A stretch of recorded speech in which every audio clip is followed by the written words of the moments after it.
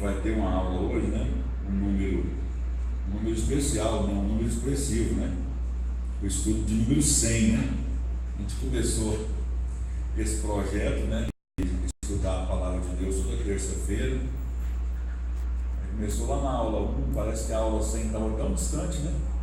Hoje a gente está chegando aí na aula de número 100. A ideia é que a gente termine essa série de estudos acerca da Bíblia até no máximo julho. A gente está bem encaminhado aí, né? Hoje a gente vai continuar aprendendo sobre as epístolas que Paulo escreveu quando Paulo estava preso em Roma, no início da década de 60 da era cristã. A gente aprendeu nas aulas anteriores sobre a carta que Paulo escreveu a Filemon e a carta que Paulo escreveu aos Efésios. E hoje a gente vai aprender sobre a carta que Paulo escreveu aos Colossenses e aos Filipenses.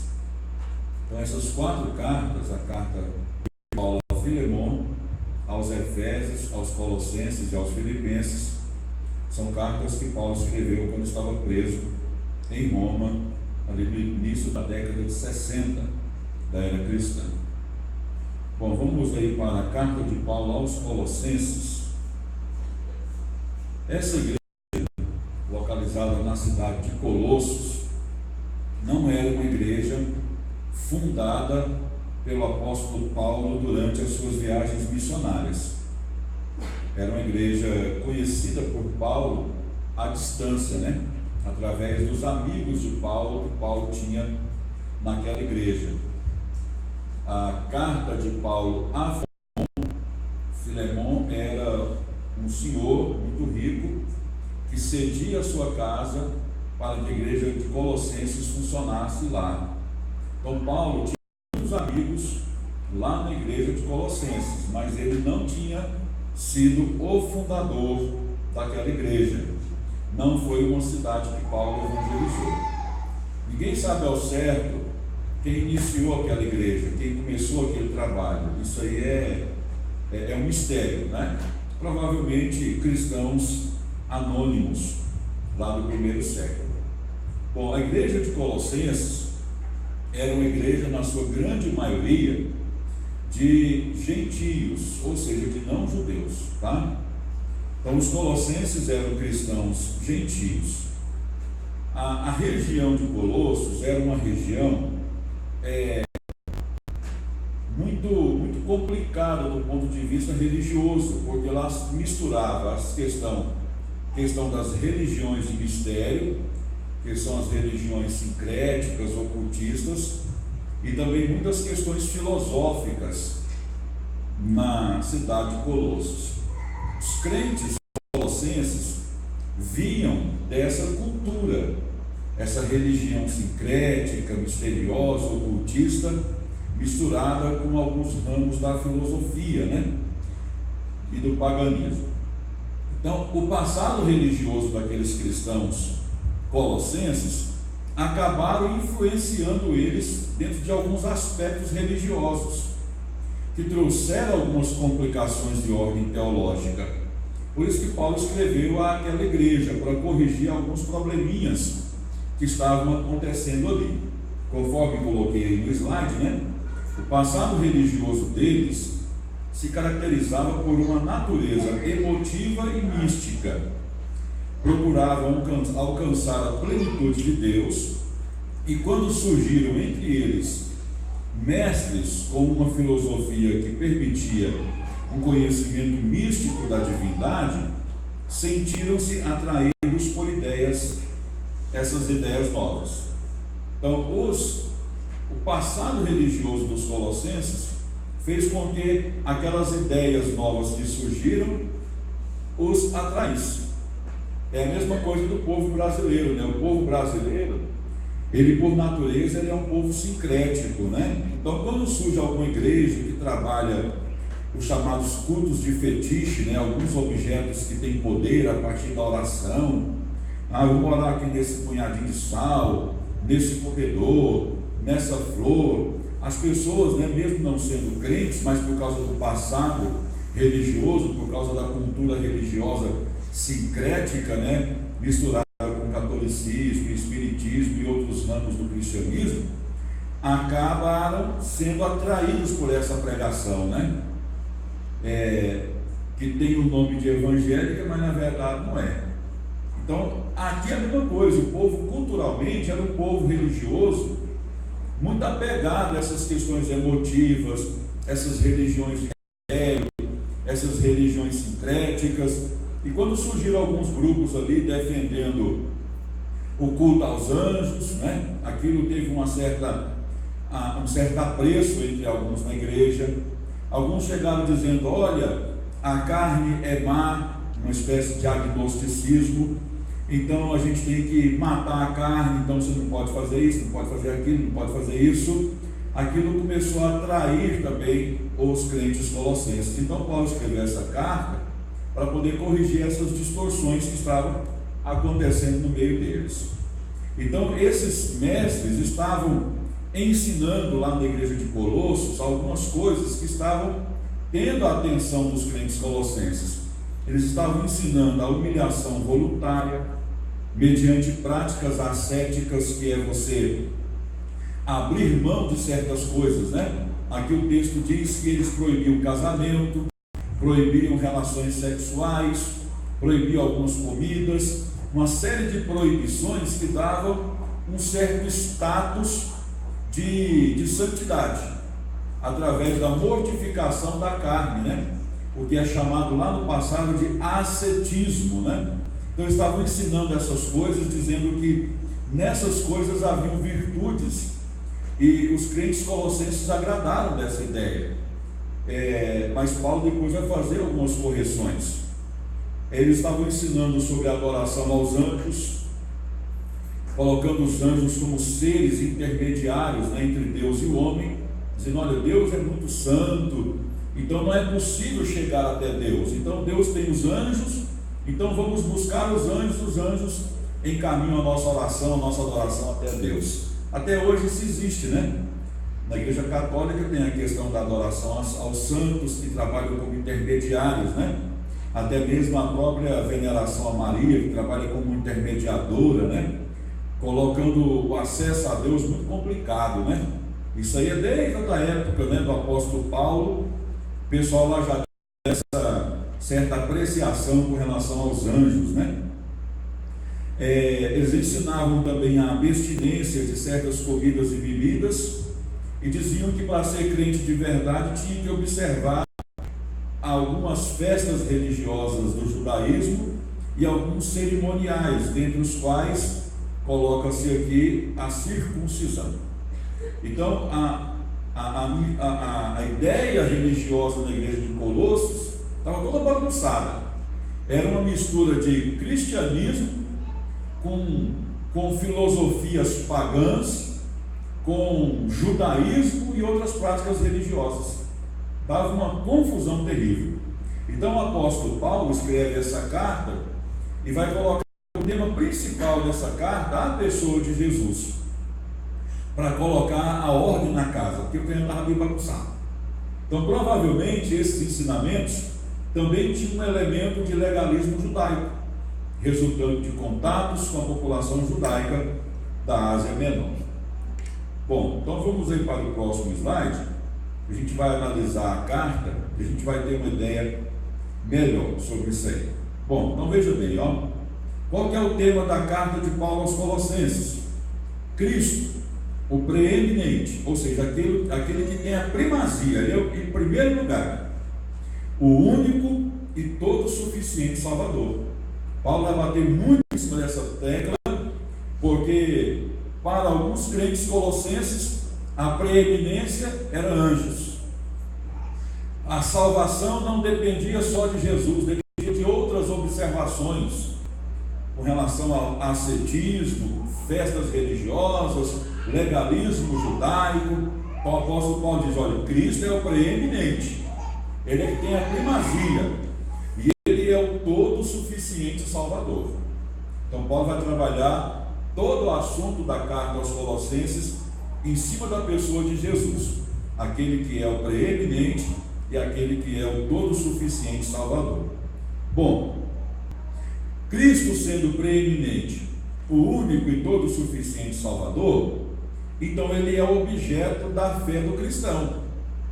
O objeto da fé do cristão não são anjos, não são outros seres espirituais, pessoas, objetos. O objeto da fé cristã é a pessoa de Jesus. Então, essa verdade, qual verdade? Que Jesus, sendo Salvador, é o objeto da fé de todo cristão. O apóstolo Paulo vai expor essa verdade de maneira positiva.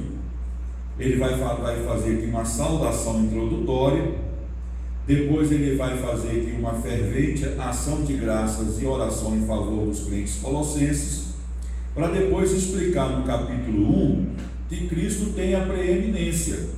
Por que os anjos não podem ter a primazia na igreja? Por que é Cristo que tem a primazia na igreja? Porque Cristo tem a primazia na criação e também na redenção.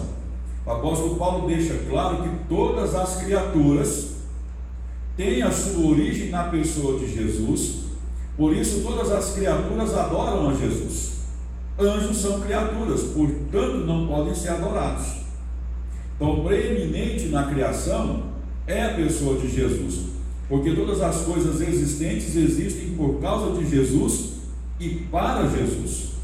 Ele tem a preeminência, e ele também tem a preeminência na redenção, porque foi Cristo quem morreu, foi ele quem deu a sua vida no Calvário. Não foram anjos, não foram outros seres ou outros religiosos. Quem deu a vida do Calvário para a salvação humana é a pessoa de Jesus. Então Jesus, ele tem a preeminência na criação, por isso ele é adorado, e ele tem a preeminência na redenção, porque foi ele que morreu no Calvário. Então Paulo escreve isso aqui para deixar bem claro que Jesus é sim o objeto da nossa adoração, anjos não. O seu amor resgatou para com os colossenses, e como resultado o dever deles de permanecerem na fé. Então os colossenses foram alcançados pelo amor de Deus. O apóstolo Paulo lutou pela causa do Evangelho, pregou o Evangelho, mesmo que não sendo de maneira direta aos colossenses, de maneira indireta, a pregação paulina apostólica também alcançou os colossenses. Os colossenses foram reconciliados com Deus através do amor de Deus na pessoa bendita de Jesus. Então eles deveriam permanecer nessa fé e não se afastar dela e ficar observando culto a anjos, práticas ascéticas ou práticas do legalismo judaico. Começaram bem, então tinha que terminar bem, né? É a mesma coisa de uma pessoa aceitar Jesus, conhecer o Evangelho, ser batizado, receber o Espírito Santo, ser batizado no Espírito Santo, daqui a pouco ir para o Espiritismo, ir para o seixonoísmo, outra prática. É inadmissível uma coisa dessa. Alguém que começa na fé, é alcançado pelo amor de Deus, tem que permanecer na fé, porque a fé vem de algo que é verdadeiro, que é a pessoa de Jesus. Olha, a parte que cabe a Paulo na proclamação do mistério. Que mistério é esse? Cristo em vocês, a esperança da glória. Então Paulo diz: olha, o mistério de Deus foi revelado a vocês. Cristo está em vocês, e isso vai fazer com que vocês tenham a esperança no porvir. Outro ser, anjos ou outras práticas não dão isso, essa esperança do porvir, essa certeza na salvação. Cristo sim traz essa esperança, traz essa certeza. Olha, essa verdade explanada positiva e negativamente. Negativamente no aspecto de pregar contra a heresia colossense. A heresia colossense está lá no capítulo 2, fala de filosofia ilusória, cerimonialismo judaico, adoração de anjos e ascetismo. Lá na época de Paulo, tinha algumas filosofias que elas se baseavam apenas na beleza do discurso, mas não tinham sustentabilidade. O apóstolo Paulo chama ela de filosofias vãs. ou sutilezas das vãs filosofias. É aquela pessoa que tem um bom discurso, fala um monte de coisa, mas ao mesmo tempo não fala nada. Impressiona pela beleza dos argumentos, do discurso, pela facilidade com que coloca as palavras, mas não tem nenhuma fundamentação. Então, lá em Colossenses, lá naquela cidade, estava cheio de filósofos desta área, desse ramo da filosofia, as chamadas sutilezas vãs, ou vãs filosofias. Então o apóstolo Paulo disse: olha, esse monte de palavreado produzido por esses filósofos não está levando vocês a nada. Fiquem com a palavra, permaneçam na palavra. Vocês aceitaram a palavra, aceitaram a fé, permaneçam nela. O apóstolo Paulo também critica o cerimonialismo judaico. Aqueles judeus que tanto incomodaram Paulo no período da primeira viagem, da segunda viagem. Paulo teve um embate com eles através das cartas, principalmente as cartas aos Gálatas. Os judeus lá da Ásia Menor, chamados judaizantes, eram judeus que tinham aceitado o cristianismo, eram cristãos, mas eles não aceitavam o fato de serem salvos apenas pela fé em Jesus. Eles diziam: olha, tudo bem, vocês aceitaram Jesus, mas só Jesus não é suficiente para salvar. Vocês têm que continuar praticando circuncisão, observando festas judaicas, observando cerimonialismos judaicos, porque aí sim serão salvos. Então, para esses judaizantes, a salvação consistia em aceitar a Jesus, mas continuar com as práticas judaizantes, o que é um erro tremendo, porque as práticas do judaísmo, as práticas do ritualismo do Antigo Testamento, diz o escritor na carta aos Hebreus, que se cumpriram na pessoa de Jesus. O cerimonialismo judaico serve apenas de sombra, de apontamento para uma realidade maior, superior, que cumpriu-se na pessoa de Jesus. Então Paulo vai fazer todo esse trabalho aqui no capítulo 2 aos Colossenses, dizendo que o cerimonialismo judaico já não tem mais a sua função, já não tem mais funcionalidade, porque cumpriu-se na pessoa de Jesus. A terceira crítica que Paulo faz aqui à prática religiosa equivocada que os colossenses estavam se agradando é a adoração aos anjos. Existe aqui algumas ideias com relação a isso. Alguns pensam que a prática não era a adoração aos anjos. Alguns pensam que era a adoração de anjos. Eles diziam que os anjos faziam parte com eles na adoração a Deus durante o culto. Os anjos então se tornavam peças importantes do culto. Então, em primeiro lugar tinha a igreja, os anjos junto com eles, depois a pessoa de Jesus. Mas tudo é uma mesma confusão, tudo é problema. Porque a partir do momento que eu penso que eu estou num culto, do meu lado tem um anjo adorando a Deus junto comigo, mas esse anjo tem mais importância do que a pessoa que eu adoro, que é Jesus, também está errado. Então, se é uma coisa ou outra, as duas ideias estão equivocadas, porque no culto quem deve ser adorado é a pessoa da divindade, e não anjos. Mesmo que eles se façam presentes numa reunião de adoração a Deus, porque é possível que se faça, eles não devem ser priorizados. Não devem ser priorizados. Bom, e a questão das práticas ascéticas. O que é o ascetismo? É você atribuir a negação de algumas atividades a algo que tivesse uma importância tremenda para a sua vida. Por exemplo, assim, olha, para você chegar mais perto de Deus, não case. Para você chegar mais perto de Deus, não tenha relação sexual. Para você chegar mais perto de Deus, não coma isso ou não coma aquilo. Para você chegar mais perto de Deus, não usa roupa vermelha. Para você chegar mais perto de Deus, não prenda o seu cabelo com um broche de ouro no formato de borboleta. Então, cada proibições que não tinham nem cabimento, colocando nessas proibições ideias de santidade, como se a pessoa deixasse de fazer aquilo ou aquilo outro é que aproximasse ela de Deus. É a mesma coisa que eu dizer para você assim, para você ser santo e estar próximo de Deus, você só pode usar roupa branca. Se você usar uma roupa preta, você está enrolado. É uma ideia absurda. É uma ideia absurda que não tem nenhuma fundamentação bíblica.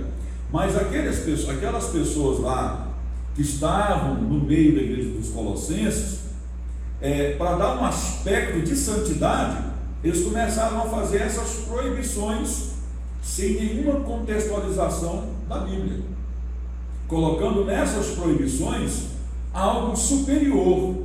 Não, então quem faz tá lascado, e quem não faz é santo. Não é assim que o Evangelho trata, né? A questão da santidade, ela não está aliada a essa ideia. A questão da santidade está aliada àquilo que eu deixo de fazer porque isso desagrada a Deus. Então, a pessoa casar ou não casar é uma opção pessoal. A pessoa não casar ou casar vai deixar de agradar ou agradar a Deus? Isso não existe, isso é absurdo, não é? Não posso comer bolo de aniversário porque desagrada a Deus. O problema é que pode engordar, mas desagradar a Deus. Então, se alguém chegar com uma ideia dessa, olha, não coma bolo de aniversário, porque quem inventou o bolo de aniversário foi o Mateus. Não tem cabimento isso. Isso estava acontecendo lá na igreja de Colossos. Proibições sem nenhuma contextualização bíblica, com ar de santidade. E o apóstolo Paulo disse: não é por aí. Quem santifica é o Espírito de Deus, a partir de uma consciência que você não pode caminhar no pecado. Aí sim, ok. Mas tem certas coisas que estavam sendo proibidas aqui que não tem nada a ver com a questão do pecado, como por exemplo, casar ou não casar, praticar relação sexual ou não, não é? Então tem que ter cuidado para que algumas ideias que não são bíblicas sejam colocadas no meio do povo de Deus como sendo bíblicas. O apóstolo Paulo trabalhou essa questão aqui para não dar confusão no meio do povo de Deus. Oi? Então, festa junina, nas festas juninas, comer as primitivas que eles fazem na festa junina, tem alguma coisa? Tem. Por quê? Porque festas juninas são festas consagradas a santos católicos, ídolos católicos, não é? Então você não deve comer, porque você está comendo uma comida sacrificada a ídolos. E Páscoa, pastor? Oi? Páscoa. A Páscoa já tem uma outra conotação. Por exemplo, a Páscoa judaica, ela não tem nada a ver com ovo de chocolate. O ovo de chocolate, a origem dela é na Páscoa da Escandinávia. Era uma Páscoa pagã, e lá tinha a ideia do coelho e do ovo. Por quê? Porque o coelho e o ovo é símbolo da vida, símbolo da vida e da multiplicação. Já viu o bichinho que dá mais filhotinho que coelho? Ou bichinho bom para reproduzir? Então, coelho e ovo tem a sua origem, não que o ovo tenha nascido do coelho, mas foram dois símbolos que nasceram juntos para dar a ideia da questão da fertilidade, da produção da vida. Então, antigamente o ovo era pintado, não era ovo de chocolate, depois é que virou ovo de chocolate. Agora, se na época da Páscoa eu compro um ovo de chocolate e dou para o meu filho comer, eu tenho que explicar para ele: olha, isso aqui é um ovo de chocolate, não é ovo de Páscoa, porque a Páscoa tem a sua origem lá em Moisés, quando Deus tirou o povo do Egito. Deus mandou Moisés matar um cordeiro, pegar o sangue do cordeiro, passar nos umbrais da porta, e a Páscoa tem a sua origem na libertação através do sangue. Aquele cordeiro e o sangue dele derramado representa a pessoa de Jesus. Hoje a Páscoa cristã, ela está ligada à pessoa de Jesus. Então, qual é no cristianismo que mais se aproxima da Páscoa? A celebração da ceia de Jesus, a ceia do Senhor. A ceia do Senhor é que mais se aproxima da ideia da Páscoa do Antigo Testamento. Então você pode até comprar um ovo de chocolate, dar para o seu filho, mas explicar para ele não crescer pensando que coelho bota ovo e ainda bota ovo de chocolate. Tudo bem explicadinho, não tem problema nenhum, né? Agora, já o problema da festa junina é que envolve sacrifícios a ídolos, adoração a ídolos, né? Aí é muito problemático isso. Bom, vamos lá. Esse único e todo suficiente Salvador é a fonte de vida do crente e, portanto, a verdadeira resposta aos perigos que os confrontam. Então, no capítulo 3 aqui e no capítulo 4, a gente tem aqui algumas coisas interessantes. Essa verdade aplicada a todos os crentes. Os crentes devem ser consistentes, devem viver em conformidade com o fato de que foram ressuscitados com Cristo, que é a vida deles. Portanto, devem fazer morrer e deixar de lado os velhos vícios e devem revestir-se das novas virtudes. Bom, então, se Jesus é todo suficiente Salvador, fonte de vida do crente, né? A verdadeira resposta aos perigos que confrontam a nossa vida, então a gente tem que aplicar isso para a nossa vida. Aplicar de que maneira? Nós ressuscitamos com Cristo, a nossa vida é a vida de Cristo em nós, portanto a gente tem que deixar aquelas velhas maneiras, né, que a gente tinha, aquelas velhas manias, aqueles velhos vícios que a gente antes de aceitar Jesus trazia com a gente, não é? Cada um aqui tinha vários defeitos, vários vícios que agora devem ser deixados de lado, porque a sua vida agora não é vivida apenas por você, somente por você. Cristo é que vive em você. Se a gente tiver essa consciência que Cristo vive na gente, fica mais fácil da gente deixar os velhos vícios de lado. Então a gente tem que vestir-se agora de novas virtudes, de novas atitudes, de novas manias, né? É aquela história, onde Cristo pisou, procure pisar. Não é fácil, mas é essa a ideia. Olha, se eu tenho essa consciência que Cristo vive em mim, eu tenho que fazer morrer os velhos vícios, revestir-se, eu tenho que me revestir de novas virtudes. Isso não deve ficar exclusivamente para mim, mas isso deve refletir nos vários grupos que a gente se relaciona. Então o apóstolo Paulo fala aqui, esposas e seus maridos, casal, né? Matrimônio entre crentes deve ser diferenciado, né?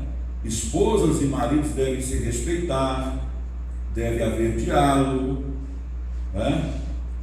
A coisa muda de figura. A casa de um crente não deve ser vista pelos vizinhos como a casa de uma pessoa que não conhece a Deus. Imagina se o seu vizinho todo dia escuta você lá brigando com a sua mulher, xingando, falando palavrões. Já para que crente é aquele ali, não é? Que tipo de crente que é aquele? Então, essa verdade de que Cristo vive em mim deve estar refletida no meu matrimônio. Ou a verdade de que Cristo vive em mim vale só para a hora do culto, só na hora da igreja? É claro que não. Em todos os meus aspectos de vida. E envolve a questão matrimonial, envolve a minha relação com os meus filhos, né? Uma relação de respeito, uma relação de autoridade, não de autoritarismo, né? Porque tem pai que quer conversar com os filhos parecendo que é um feitor de escravos. Amarra o filho no sebo e ele pega o chicote, né? E a coisa acontece. Não, tem que ser uma relação respeitosa, né? Afetuosa. Os filhos devem ver em nós pessoas como exemplos, pessoas a serem seguidas. Porque não adianta nada a gente dizer para os nossos filhos: vai por esse caminho aqui, vai por aqui que você vai ser feliz, se a gente não está indo. Faça isso que você vai ser feliz, se a gente não faz. Então, muito mais do que ensinar pela teoria, os nossos filhos nos copiam por aquilo que praticamos. Então, se a gente a gente entende que Cristo vive na gente, a gente fez morrer os velhos vícios, revestiu-se de novas virtudes. Isso tem que refletir na minha vida matrimonial e na minha relação com os meus filhos. E aqui também fala da relação de servos e servos. O apóstolo Paulo está pensando na situação social que havia naquele tempo, que era a condição da escravatura. Mas a relação entre escravos crentes e senhores crentes devia ser diferente. Mesmo sendo um aspecto cultural, mesmo havendo a questão de escravos e senhores de escravos, se essa relação fosse entre crentes, a coisa era diferente. Tinha que haver uma relação respeitosa, aquele escravo trabalhando como se aquilo fosse dele, né? Então hoje no Brasil, como a gente não tem situação de escravatura, essas verdades aqui servem para a relação de patrão e empregado. Se você trabalha numa empresa, você tem que trabalhar como se aquilo fosse seu, não é? Você é empregador, patrão, ou diretor, ou gerente, ou encarregado, você tem liderado sobre você, também uma relação respeitosa, para que tudo seja para agradar a Deus, né? Então, o apóstolo Paulo trabalha muito nessa questão, porque é estranho você pensar num empregado que é crente, tem um título de evangélico, mas que vive aprontando um trabalho, não é? Ele vai escandalizar o evangelho. Aí o patrão vai dizer: mas rapaz, tu é crente, cara? Sou, graças a Deus, né? Vai dar problema, vai dar BO, né? Então, a relação tem que extrapolar, né, a individualidade e passar para a coletividade. Nós vivemos numa sociedade, num mundo em que a gente é muito individualista, mas no mundo bíblico, tanto do Antigo quanto do Novo Testamento, nada é pensado no que diz respeito a relações individuais. A gente tem no ensino bíblico mandando sempre a gente pensar no outro, sempre tendo uma atitude altruísta, pensando no bem do próximo, colocando o próximo em grau de importância até mesmo mais do que a gente. A Bíblia nunca trabalha aspectos pessoais ou individuais no que diz respeito a comportamento, sempre com relação ao que eu vou fazer vai atingir o outro, né? Então o apóstolo Paulo trabalha muito isso no capítulo 3 e no capítulo 4, quando ele fala que essa verdade de que eu morri com Cristo, ressuscitei com Ele, portanto tenho que deixar as minhas velhas manias e me revestir de uma nova roupagem. Isso deve extrapolar as minhas relações em casa e fora de casa, né? Bom, no capítulo 4 aí, a partir do versículo 2, a gente tem aí as admoestações finais, as saudações de Paulo, né? No finalzinho da carta. Então Paulo faz um incentivo à oração, tem uma ênfase aqui na conduta sábia e nas palavras bondosas, uma boa palavra em favor de Tíquico e Onésimo, lembrando que o Onésimo é aquele escravo que havia fugido da casa de Filemon. Ele, Tíquico, é que está levando a carta aos Colossenses, né? Paulo faz as suas saudações, pedido de troca de cartas, né? Porque ele pede que essa carta também seja lida em outras igrejas, dá uma ordem clara a Arquipo, para que Arquipo não despreze o ministério que Deus tinha colocado na vida dele, para que ele fosse um obreiro mais interessado. E a saudação final de Paulo, né? Então a gente tem aqui a apreciação da carta, uma rápida passagem aqui da carta de Paulo aos Colossenses. Colossenses foi escrita como um antídoto contra um intelectualismo que falava de mistérios, conhecimento secreto e sabedoria. E o que estava acontecendo lá? Cristo estava sendo desprezado, colocado em segundo plano, através de uma falsa filosofia. Então Paulo escreve essa carta para colocar as coisas em ordem, ou seja, Cristo tem a primazia, Ele é primeiro lugar, e aquelas falsas filosofias estavam menosprezando a pessoa de Cristo. Então Paulo mostra que em Cristo Deus está perfeitamente retratado. Lá em Colossenses capítulo 1, versículo 15, ele diz que Cristo é a imagem do Deus invisível, ou seja, ele é a melhor representação da divindade, que nele reside toda a plenitude da divindade e que nele se encontram escondidos todos os tesouros da sabedoria e do conhecimento. Então esses filósofos aí estão achando que sabem alguma coisa. Em Cristo, nele sim, lá está todos os tesouros da sabedoria, do conhecimento e do entendimento. Além disso, as exigências éticas da vida cristã encontram-se ligadas com seus padrões intelectuais. Pensai nas coisas que são de cima e não nas que são da terra. Então Paulo vai trabalhar a seguinte ideia: olha, essas questões de não poder fazer isso ou aquilo outro não se baseia em conceitos filosóficos e humanísticos. Aquilo que eu não devo fazer baseia-se no fato de que as coisas que eu penso são ligadas às coisas que são de cima, as coisas que pertencem a Deus, portanto são aquelas que estão reveladas na sua palavra. Então eu não deixo de fazer uma coisa ou outra, não é por uma outra questão a não ser a de agradar ao meu Senhor e saber que a vontade dele para a minha vida é a melhor, e ela está aqui revelada na palavra de Deus. Eu deixar de fazer uma coisa por questão de orgulho pessoal, eu não tenho mérito nenhum nisso. Tem muita gente que faz isso, né? Deixa de praticar uma coisa ou outra para ser aplaudido por alguém ou por um grupo. Essa não é a verdade bíblica. A verdade bíblica diz que eu tenho que pensar nas coisas que são de cima. É isso que me motiva a não fazer aquilo ou aquilo outro, porque eu sei que isso desagrada a Deus. A seção prática que se segue a essa recomendação estabelece a relação do efeito consciente entre conhecimento e conduta. Ou seja, eu conheço as coisas de Deus, eu conheço a vontade de Deus, e isso deve permear a minha conduta. É estranho um crente que conhece a palavra, né? Sabe o que pode e o que não pode, e continua fazendo as coisas erradas. O que deve permear a minha conduta?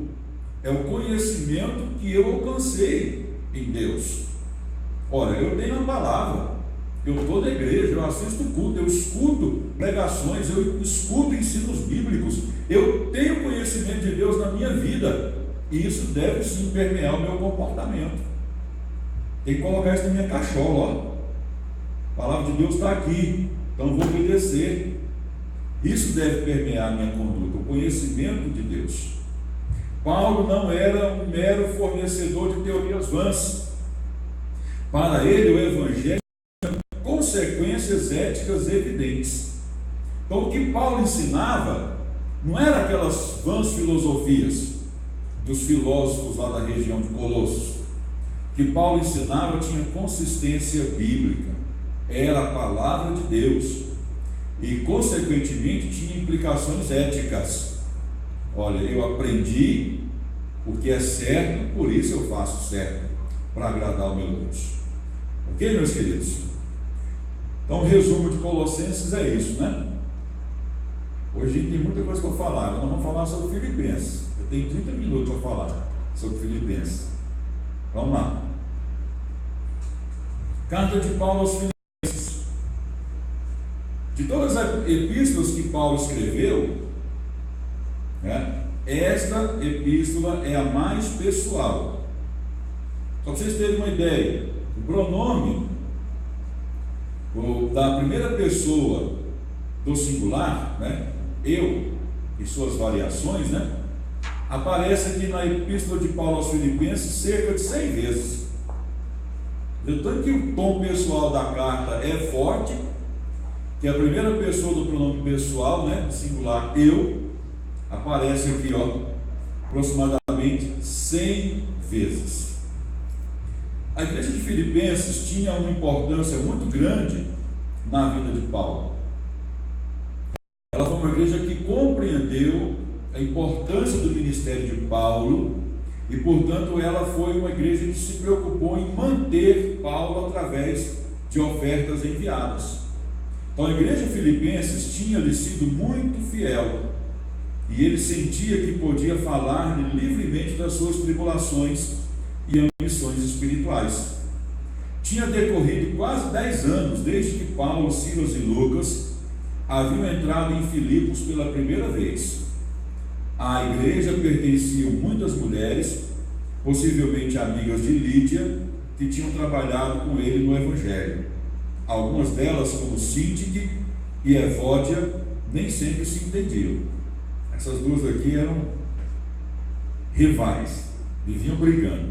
O apóstolo Paulo depois vai dar uma bronca delas. No começo do ministério de Paulo na Macedônia, essa igreja o sustentou, mas à medida em que as suas viagens o afastavam para mais longe, os filipenses não fizeram muito a favor dele nessa área financeira. A notícia do encarceramento de Paulo em Roma reavivou o interesse dos filipenses, que mais uma vez contribuíram com donativos para atenuar as suas necessidades. Então os filipenses, quando Paulo esteve naquela região pregando o Evangelho, foram mantenedores do ministério de Paulo. Depois Paulo foi para outras viagens missionárias e acabou sendo preso em Cesareia e depois em Roma. Quando a notícia chegou, depois de alguns anos que Paulo estava preso em Roma, os crentes filipenses resolveram mandar uma boa ajuda financeira a Paulo. Então Paulo escreveu essa carta para agradecer os crentes filipenses por aquela ajuda enviada. Então esse foi o grande motivo de Paulo aos filipenses. É uma carta que expressa a gratidão de Paulo pelos crentes de Filipos. Epafrodito, que nome lindo, né? Levou os donativos da igreja de Filipos para Paulo, mas no caminho ele adoeceu gravemente. Paulo considerou a sua recuperação uma resposta à oração e mandou-o novamente para Filipos com a carta que escreveu. Então Epafrodito, esse nome lindo, né? Foi o responsável em ir até o encontro de Paulo, lá em Roma, levar os donativos da igreja de Filipos. No caminho, a Bíblia diz que ele quase morreu, adoeceu e quase morreu. Recuperou-se, levou a oferta, depois Paulo o enviou de novo, agora Epafrodito levando a carta aos filipenses. Então Epafrodito foi o responsável em levar a oferta para Paulo e depois voltar para Filipos com essa carta em mãos. Ok? Vamos lá. Achou bom, né, Leidiane?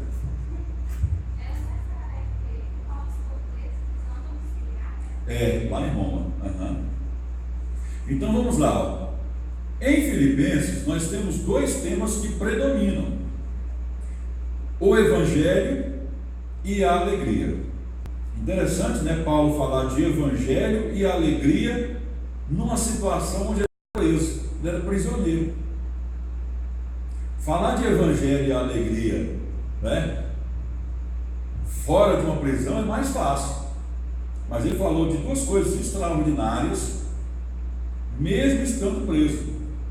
Para Paulo, o Evangelho, que são as boas notícias, e a alegria, independiam da circunstância.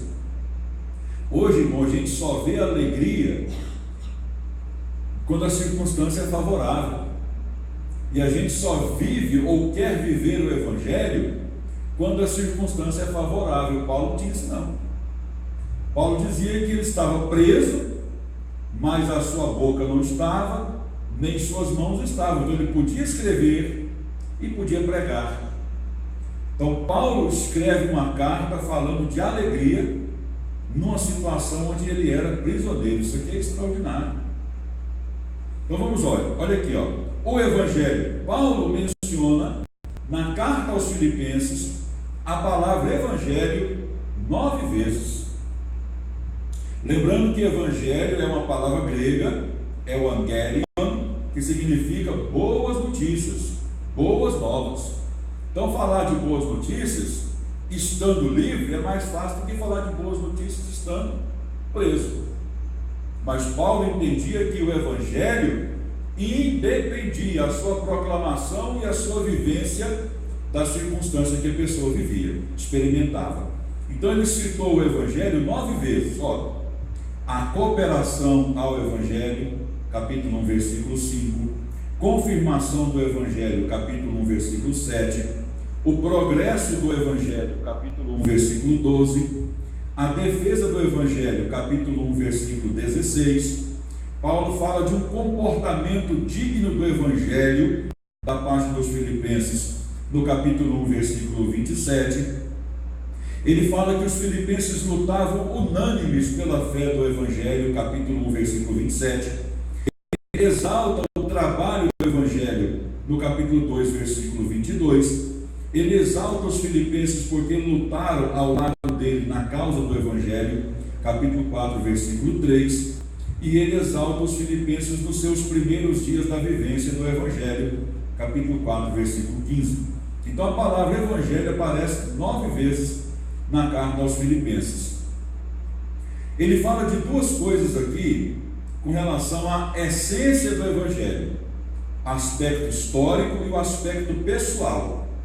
Para Paulo, a essência do Evangelho consistia na questão histórica. Qual que é a questão histórica que norteia a essência do Evangelho? Cristo morreu.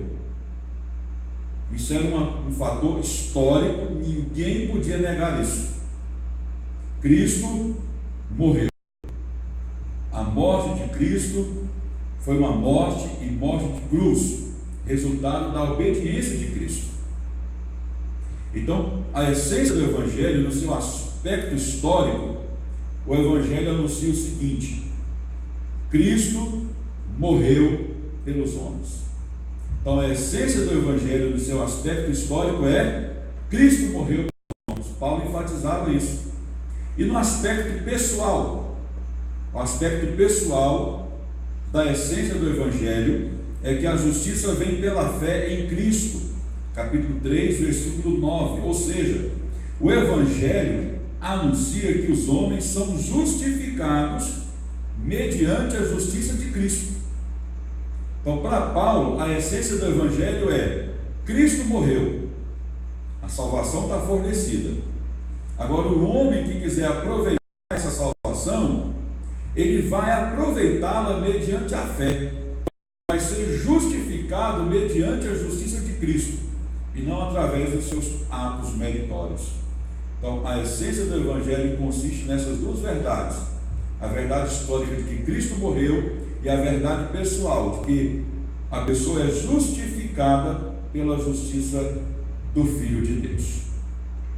Bom, então, a primeira ênfase da carta de Paulo aos Filipenses é o Evangelho. A segunda ênfase, a alegria. As circunstâncias eram desfavoráveis para Paulo. Paulo estava preso numa prisão domiciliar em Roma, e ele tinha que pagar o aluguel da casa ainda. Olha só, coisa terrível, né? Mas ele alegrava-se ao lembrar dos filipenses. Por Cristo ser pregado, pelo crescimento da humildade entre os seus seguidores, pelo sacrifício pessoal por amor de Cristo e pelos donativos e boa vontade dos seus amigos. O que fez Paulo ter essa alegria, mesmo numa condição de preso? Primeiro, ele lembrava-se de que havia pessoas boas que o ajudavam. As pessoas boas aqui que ele se refere, os filipenses. Olha, vocês são meus companheiros desde o início, e agora ainda mais, porque me enviaram essa oferta, né? Então, o primeiro motivo da alegria de Paulo aqui, os próprios filipenses. Segundo, Cristo ter morrido por eles. Terceiro, os filipenses estão crescendo em humildade. Quarto, pelo seu sacrifício pessoal por amor a Cristo. Ele disse: olha, eu me alegro por estar me sacrificando por amor a Cristo. E, por último, pelas ofertas, pelos donativos que os filipenses enviaram para Paulo. Então, aqui em Filipenses, a gente tem um grande contraste. O contraste da alegria que Paulo sentia, por esses motivos que eu disse, com a realidade de Paulo, prisioneiro. Agora vamos parar um pouquinho aqui e vamos refletir sobre a nossa vida. Você está se alegrando ou você é alegre só por causa das circunstâncias que você está vivendo? Ou se de repente as circunstâncias não estão boas, você continua alegre? Se você continuar alegre, feliz, independentemente da circunstância, esta é a verdade que o Evangelho passa para a gente. Agora, se as circunstâncias dirigir a alegria nossa, está errado. O Evangelho independe da circunstância para a pessoa estar alegre. Um dia eu vi uma irmã contando um testemunho que ela ficou viúva. Ela ficou viúva e tinha, não sei, 6 ou 7 filhos pequenos para criar. Ver se eu consigo lembrar quantos filhos que ela tem. Parece que 6 mesmo, 6 filhos. E ela ficou viúva. Então ela, para poder sobreviver, bom, já, o que ela fazia? Ela lavava roupa. Naquela época não tinha máquina de lavar, não tinha tanquinho. Então ela pegava a roupa para lavar, era tudo na mão. Tudo na mão. E ela o dia inteirinho lavando roupa dos outros e cantando. Aí uma vizinha incomodada com aquilo falou: rapaz, mas essa ficou viúva, tem, não sei se é 6 ou 7 filhos pequenos para criar, lava a roupa o dia inteiro para os outros e ainda acha motivo para cantar. E agoniada com aquele negócio. Aí teve um dia que ela não aguentou, Leitiano, foi lá e perguntou para a mulher: foi, minha senhora, mas eu no seu lugar eu estava tribuchando de tanto chorar. A senhora está lavando roupa dos outros o dia inteiro, tem menino para criar e ainda acha tempo para cantar. Aí ela foi pregar o Evangelho para aquela vizinha, dizendo que o que a fazia feliz era a pessoa de Jesus, a certeza que um dia ela ia morar no céu e tal. Resultado disso, a vizinha aceitou Jesus. Olha aí. Nós, irmão, estamos vivendo uma época em que as pessoas estão vivendo muito mimadas, muito mimadinho, sabia? Na minha época, quando eu era menino, a gente era mais carrancudo, porque a gente, com 8 anos de idade, 9 anos de idade, tinha que se virar e ajudar em alguma coisa. Hoje os nossos filhos estão tendo vida de príncipe, né? De reis e de rainhas, né? E eles estão, parece que, meio mal acostumados com isso. Nada pode acontecer, que eles ficam chateados, ficam empurrados, não é? Não querem ser crentes mais, não querem ir para a igreja. Qualquer coisa é motivo para empurrar, para entristecer. Não sei se isso é um problema cultural, se é uma falha nossa. Só sei que nós estamos vivendo uma época em que não pode se dizer não mais. Quando diz não, a pessoa fica frustrada. Os psicólogos dizem para a gente ter que cuidar com essa palavra não, porque pode causar uma série de transtornos psíquicos na criança e tal. Não, a gente é da época que a gente levava uma lapada na orelha, 5 lombo. Então aí ninguém morreu por causa disso. Hoje para você falar com uma criança de 3 anos, tem que ter todo aquele cuidado, né? Tem que fazer um esboço, o que você vai falar primeiro, formatar um discurso, né? Que é isso, irmãos? Misericórdia. O apóstolo Paulo aqui está falando de uma situação de alegria onde ele estava preso. Ele não tinha certeza nenhuma que ele ia sair dali. Ele só tinha esperança que ia sair, mas certeza não. Ele não tinha certeza se ia viver mais 1 ano, se 2, se algumas semanas, se alguns dias. E está falando de alegria. A gente não está nem correndo risco de vida e qualquer coisinha está nos aborrecendo. Não é? A gente está desse jeitinho, infelizmente. Fora aqueles meninos de 4 anos, bate maior, né? Tem menino hoje de 4 anos que, se o pai falar grosso com ele, ele sobe na cadeira e chapa a mão na orelha do pai, né? Ele manda o pai calar a boca e sentar. Cala, velho, senta. Né? Hoje está assim. A coisa hoje está esquisita. Tem menino hoje de 3, 4 anos é que manda na casa. Que coisa estranha, meu Deus. Bom, vamos lá. Filipenses é uma epístola pessoal. Paulo faz algumas saudações, né? Interessante que ele fala lá no comecinho da carta, né? Paulo e Timóteo. Timóteo aqui, provavelmente é um amanuense, ou seja, escreveu a carta para Paulo. Paulo tinha, provavelmente, Paulo tinha uma dificuldade oftalmológica, até o pastor Enoque falou sobre isso aqui sábado, e ele não escrevia as cartas, ele usava um amanuense, ele ditava e o amanuense escrevia. O amanuense tinha facilidade para escrever, tinha que escrever pequenininho, porque o pergaminho era caro, e Paulo geralmente só assinava as cartas, só assinava. Então provavelmente Timóteo aqui é um amanuense.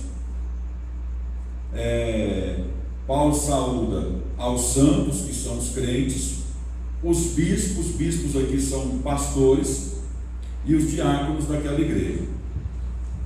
Aqui a gente tem a ação de graças pela comunhão pessoal. Paulo demonstra aqui gratidão pela vida dos filipenses. Paulo demonstra aqui confiança de que Deus começou uma boa obra na vida dos filipenses e ia completá-la até o dia de Cristo. E depois aqui Paulo faz uma oração em favor dos cooperadores no Evangelho, pelos apoiadores do seu ministério. E depois Paulo faz um pedido de oração. Ele pede amor abundante, conhecimento abundante, discernimento abundante e santidade abundante. Então esse capítulo 1 aqui, do versículo 3 até o versículo 11, é muito bonito mesmo. Encorajamento nas circunstâncias pessoais. Aí Paulo fala da sua coragem pessoal, ele fala do encorajamento aos filipenses. Aí ele cita Cristo, que é o modelo do serviço cristão, e depois ele cita Cristo como o objetivo. Então vamos lá, olha. Capítulo 1, versículo 12 até o capítulo 2, versículo 18, é o encorajamento nas circunstâncias pessoais. Primeiro a gente tem a coragem pessoal de Paulo.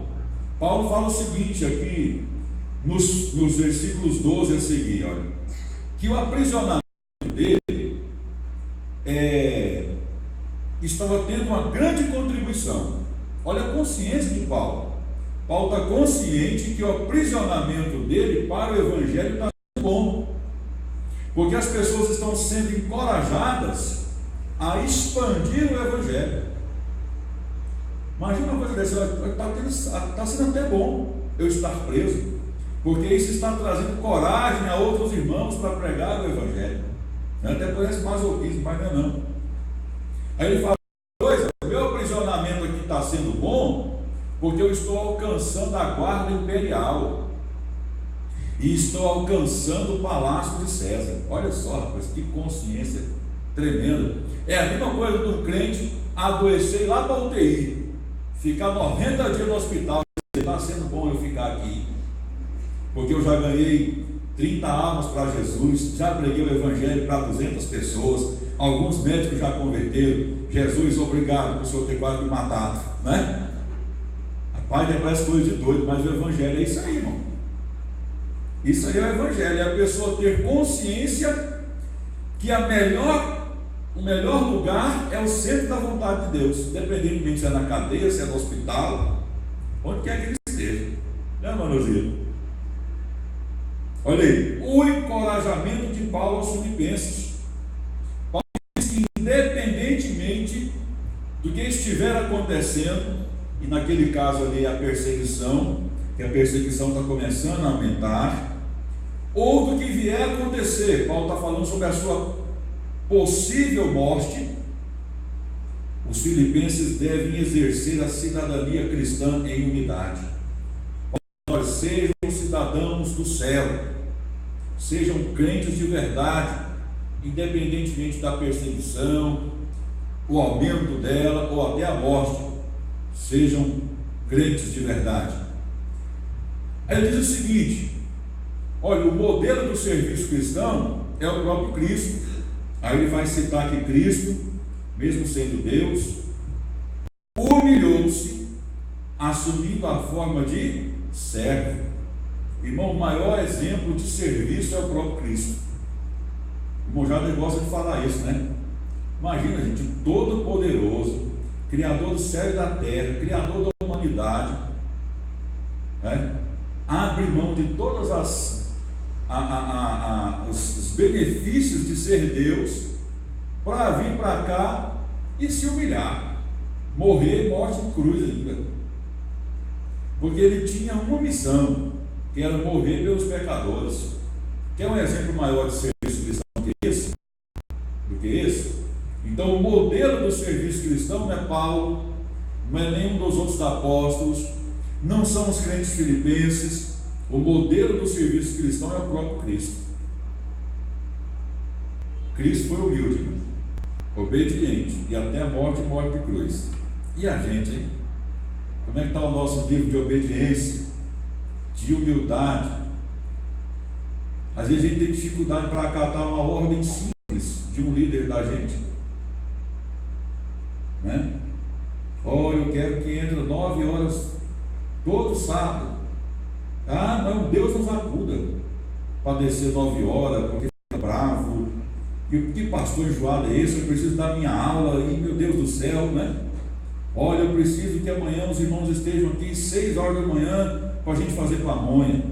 Que idiotice é essa de 6 horas da manhã? Eu vou chegar a hora que eu quero. Sabe? Coisas assim simples de serem acatadas e a gente tem dificuldade. Cristo, irmão, ele veio para cá, como diz o nobre amigo Jader, ficou, como é que você gosta de falar? Confinado a um ventre materno durante 9 meses, nasceu e já virou adulto no dia. Não. Esperou toda a fase da maturidade de um ser humano normal. Quando completou 30 anos de idade, depois de ter trabalhado muito na profissão do seu pai, que era a carpintaria, aí ele começou a obra ministerial. Gente, vocês conseguem imaginar um negócio desse? O Filho de Deus, Criador de todas as coisas, com um martelo na mão, madeira e prego, ou com um serrote.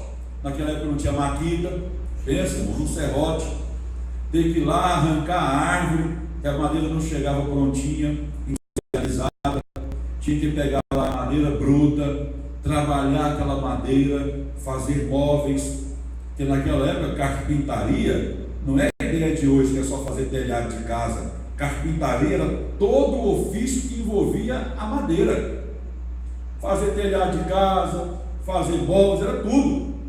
Vocês conseguem imaginar o negócio? O Criador de todas as árvores está pegando uma árvore lá, cortando e trabalhando nela, suado. Chega no final do dia, o braço está cansado, por obediência a um plano, o plano da divindade: vir à terra, crescer entre os homens e morrer por eles. Agora nós, irmãos, temos uma dificuldade tremenda para acatar ordens, sermos obedientes, sermos servos. Meu Deus do céu, o apóstolo Paulo diz que o modelo é quem? É Cristo. Alguém é melhor do que Cristo? Claro que não.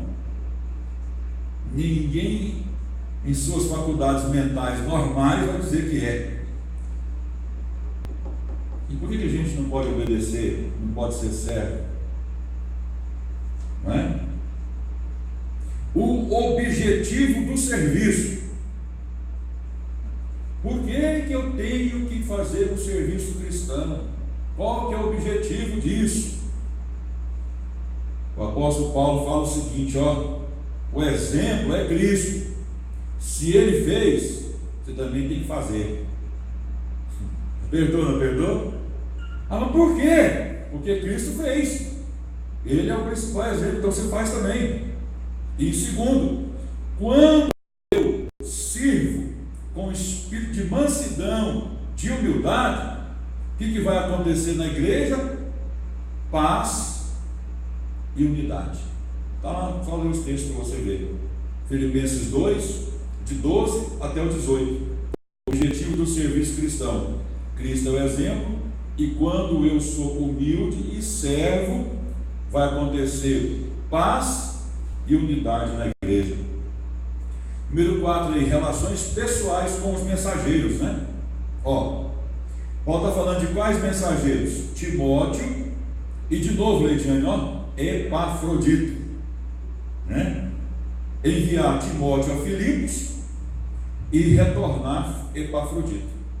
Então, relações pessoais com os mensageiros é isso. Paulo falando de Timóteo, que ia mandar Timóteo lá para Filipos, e Epafrodito ia retornar para Filipos com a carta na mão. Aviso pessoal contra o legalismo, capítulo 3, versículo 4, ou capítulo 4 até 1. Ó, Paulo fala do seu exemplo pessoal. O que Paulo está falando aqui? Paulo fala dos judaizantes e a confiança deles nos ritualismos e principalmente na circuncisão. Aí Paulo fala assim: olha, vocês judaizantes, vocês estão batendo no peito, confiando porque vocês seguem rituais, vocês são circuncidados, né? Deixa eu contar uma história para vocês. Eu sou fariseu, sou judeu, sou circuncidado, e vai falando de todas as suas características na fé judaica. Ele fala: tudo que vocês estão dizendo aí, que seguem, que fazem, eu também. Só que eu tive um encontro com Cristo. E isso fez toda a diferença. Vocês estão dizendo aí que são cristãos, mas na verdade não são. Porque se vocês tivessem tido um encontro com Cristo, entenderiam que essas realidades que vocês batem no peito e defendem se cumpriram em Cristo. Mas Paulo, olha que inteligente mais, né?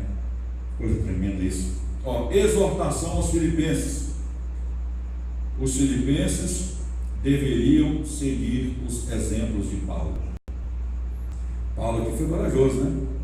Pediu aos filipenses que seguissem os seus exemplos, porque ele seguia os exemplos de Cristo.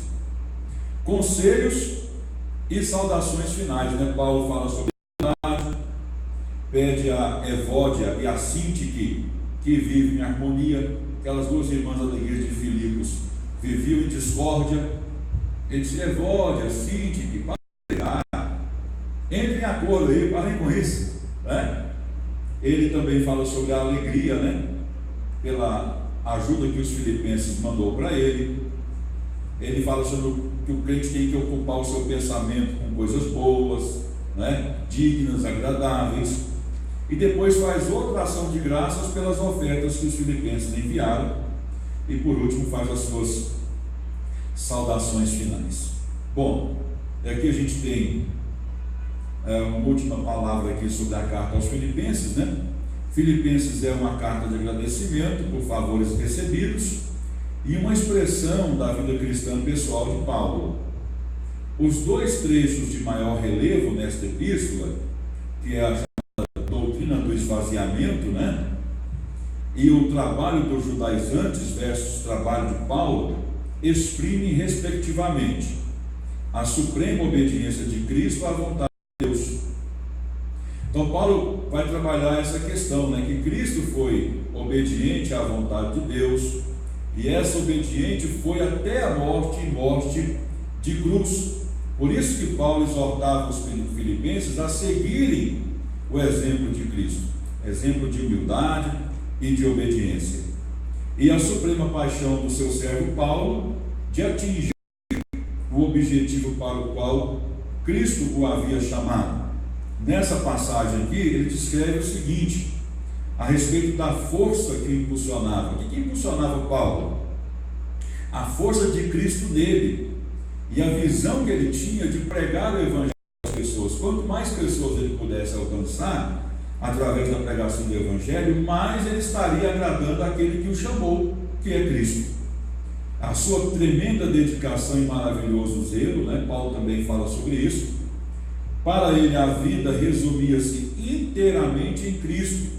Ele dizia que o propósito dele era ganhar a Cristo, conhecer a Cristo, ser achado em Cristo e colocar em Cristo o seu alvo. Isso exigia dele toda a atenção. Olha que coisa linda isso. Então toda a atenção de Paulo estava voltada para ganhar a Cristo, conhecer a Cristo, ser achado em Cristo e colocar em Cristo todo o seu alvo, todo o seu objetivo. Então qual que é o grau de importância de Cristo nas nossas vidas? né? Como é que a gente está vivendo aí a nossa vida? A gente está vivendo para agradar a Cristo, para ser achado em Cristo, para conhecer a Cristo, né? O nosso objetivo é esse. Como é que está sendo aí, né? E aqui a gente tem os resultados da prisão de Paulo em Roma, né? Os resultados da prisão de Paulo em Roma é que Paulo, mesmo estando preso, pôde ali escrever várias cartas extraordinárias. Nós aprendemos aqui nessas últimas terças-feiras a carta de Paulo a Filemon, aos Efésios, aos Colossenses e aos Filipenses. Além disso, Paulo entendia que mesmo ele estando preso, ele tinha uma liberdade para receber pessoas. Então ele aproveitou dessa circunstância para poder pregar o Evangelho, enviando pessoas a várias localidades e também recebendo pessoas em seu domicílio prisão, no seu domicílio cela, né? Então Paulo, mesmo estando preso, produziu bastante para o reino de Deus, através da pregação dele próprio, de terceiros e através da escrita de várias cartas. Então, independentemente da circunstância, você deve fazer algo para Deus. As circunstâncias não devem ditar a sua vida.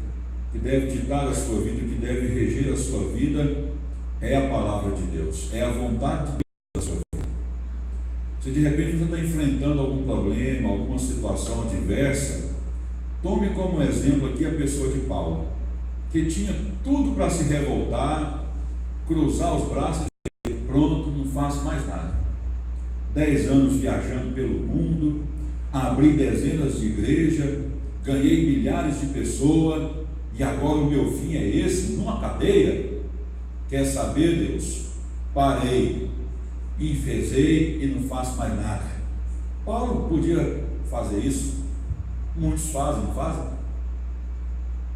Por qualquer coisa cruza o braço, não quer ser crente mais, não quer vir para a igreja mais. Paulo não se comportou assim. Paulo, ele olhou e disse: olha, eu tinha o desejo de vir para Roma. Não foi do jeito que eu quis. Eu queria vir para Roma como um cidadão livre e poder andar por toda essa grande cidade. Mas Deus me conduziu para cá como preso. Eu aceito essa vontade de Deus para a minha vida. E eu, dentro dessa situação que eu estou, eu vou contribuir para o que eu posso. Eu vou contribuir da melhor maneira possível para o reino de Deus. E ele pôde ganhar muitas pessoas para Jesus, mesmo estando numa prisão. Alcançou a casa de César, a guarda imperial. Muitas pessoas alcançaram a fé em Jesus através das cartas de Paulo, tanto é que elas chegaram até nós. Outras pessoas tiveram um encontro tremendo com Paulo, mesmo lá na cadeia, e aceitaram Jesus e tiveram o caso de Onésimo, o escravo de Filemon. Então, meu querido, vamos deixar de ser casquinha de ovo, vamos deixar de ser grosso, embirrado, e vamos começar a fazer mais para Deus. Vamos começar a doar de nós mesmos um pouco mais para Deus. A gente está olhando assim muito para os lados, para os outros, não é? Não, vamos olhar para aquilo que Deus nos chamou. Vamos fazer algo para Deus. Deus tem feito tanto para a gente. O que custa a gente fazer algo para Ele? Não é? E Paulo pôde fazer muito, mesmo estando preso, pôde fazer muito para Deus. Pai, no nome de Jesus, nos